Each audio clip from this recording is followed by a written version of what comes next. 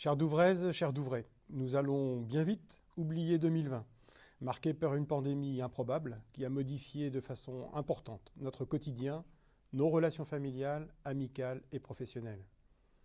Il n'est pas question de relâcher les efforts, ni les conduites à tenir, afin de nous protéger au maximum dans une période où le virus reste très présent et en évolution constante. La logistique actuelle de la vaccination, les doses disponibles interdisent pour le moment une campagne massive, très décentralisée.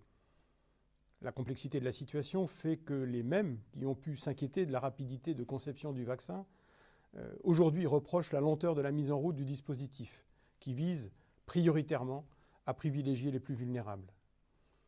Vous pouvez compter sur l'équipe municipale et les agents de la commune pour être aux côtés des plus fragiles et organiser localement, dès que les conditions le permettront, une vaccination grand public que vous plébiscitez, ce dont je me félicite.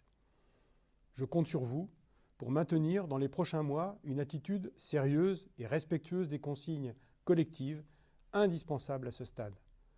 Nous devons tout faire, chacun à son niveau, pour permettre la sortie la plus rapide possible de cette situation pandémique inédite. Malgré ce contexte très compliqué, l'équipe municipale est restée totalement mobilisée afin de maintenir la dynamique de notre commune. Des travaux complémentaires importants ont été réalisés afin de permettre le raccordement de toute la commune à la fibre avec un choix élargi comprenant les opérateurs nationaux qui déploient déjà, pour certains, leur offre en complément des opérateurs déjà présents sur le réseau public départemental. Je sais que c'est très attendu par beaucoup d'entre vous, du fait notamment du développement du télétravail.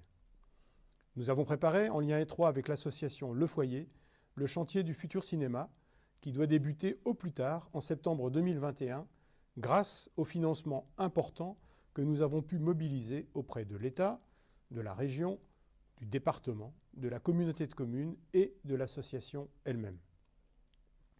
Le temps du chantier doit nous permettre, ensemble, de définir le futur du local actuel, grâce au nouvel outil de démocratie participative que nous avons mis en place, cofondé, que nous avons présenté d'ailleurs dans le dernier Douvrinfo.